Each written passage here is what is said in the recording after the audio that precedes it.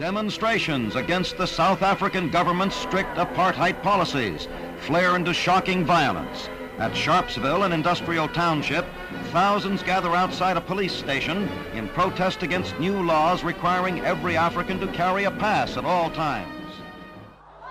Both Nelson Mandela and South Africa had traveled a long way to get to this moment. More than 300 years of white domination ended for good with the swearing in of Nelson Mandela as this African nation's first black president. So help me God.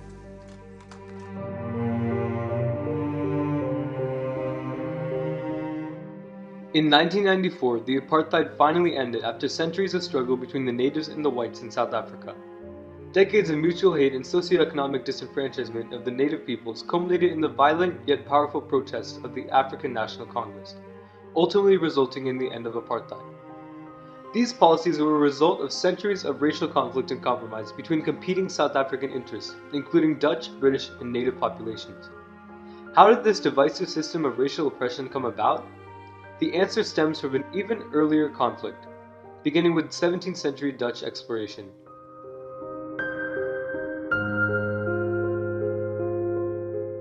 The Dutch East India Company arose from the demand for a new route to reach India and the lucrative Spice Islands, while avoiding the Venetian monopoly of the Mediterranean Sea.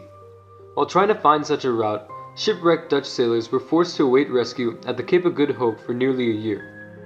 By 1652, they ultimately decided to settle in the area due to the abundance of natural resources and material.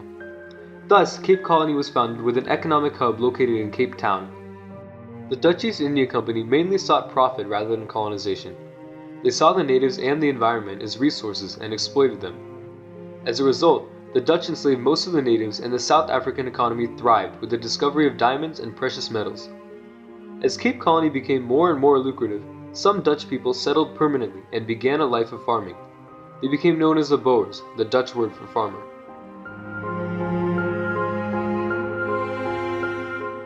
However, the Boers were not the only settlers in South Africa.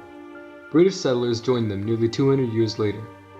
Britain gained control of the Dutch colony from the Congress of Vienna in 1814 and proceeded to settle in the area in 1820, seeking the benefits of favorable trade and abundant resources.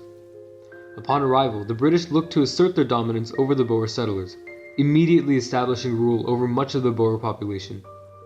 Many Boers felt displaced by laws declaring only English as the official language of Cape Colony. At the same time, slavery was outlawed throughout the British Empire in the Slavery Abolition Act of 1833. Forcing many Boers to free their slaves with little compensation and conflicting with their lifestyle by limiting their ability to farm. The introduction of new British settlers and a British government threatened the autonomy of the Boer farmers. As a result, they began to migrate further and further inland, away from the British in a mass migration known as the Great Trek. The Boers proceeded to settle inland by forming the Transvaal State and the Orange Free State. Despite this, both the Boers and the British remained at an uneasy peace with each other for 60 years.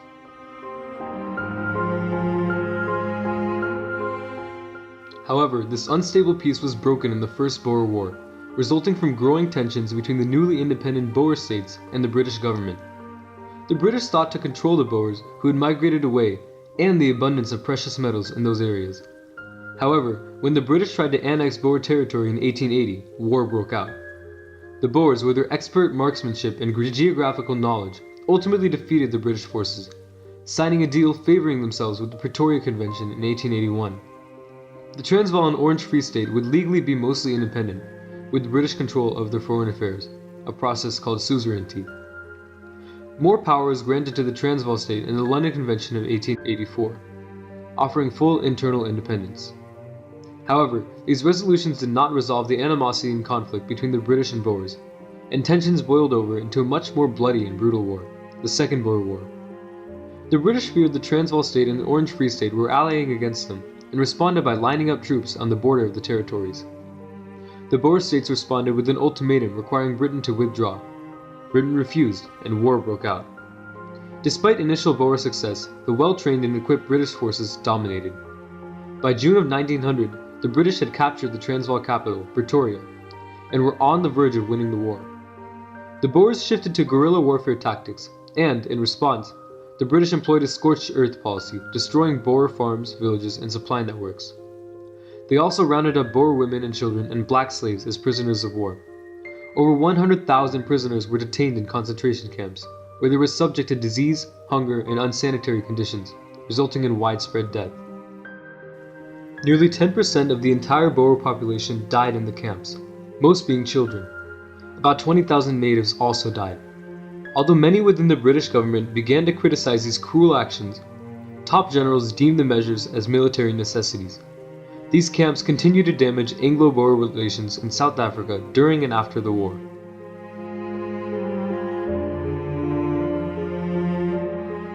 The Second Boer War officially ended in May of 1902 with the signing of the Treaty of Vereniging. This compromise required the Boers to swear sovereignty to the British Crown and give up all weapons, and required the British to avoid the death penalty, give general amnesty, allow Dutch to be used in schools and courts, and give the Boers £3 million for reconstruction. Additionally, the Republic of Transvaal and the Orange Free State were both put on a path of eventual self-governance under the British Empire. The British and Boers were making real efforts to rebuild and compromise after the heavy conflicts of the two Boer Wars.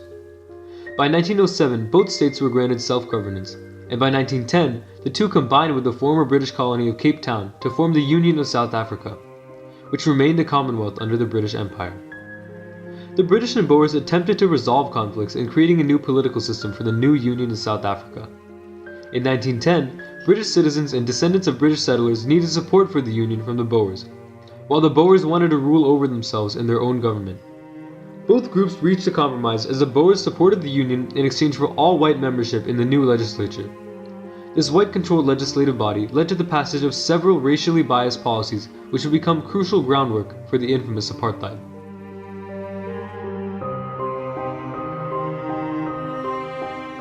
A new conflict, this time between the white population and the native tribes, began with the Land Act in 1913, which prevented blacks from owning land within certain parts of Cape Town.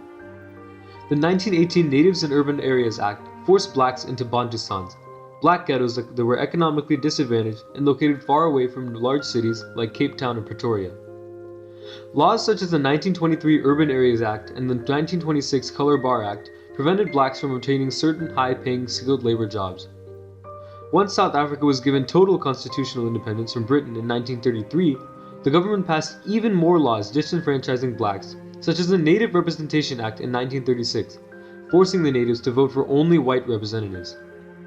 In the 1948 election, the Radical National Party took control of the South African Parliament and ushered in the complete version of apartheid, with extensive legal segregation and open suppression of blacks.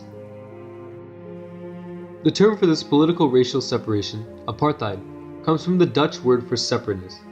It was the idea that the whites were physically and socially separate from the black natives, and the blacks would be continually socioeconomically suppressed. This was advocated for by both Boers and those of British descent.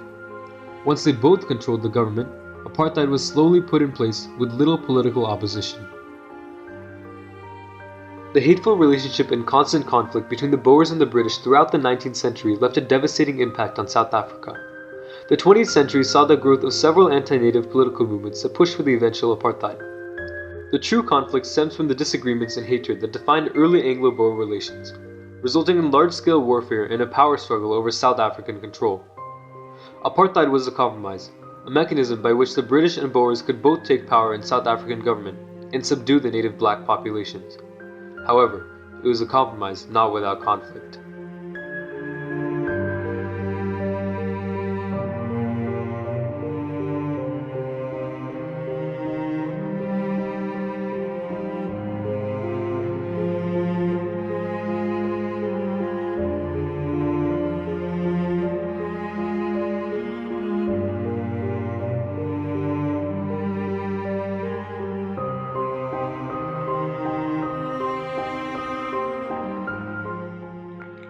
But my Lord,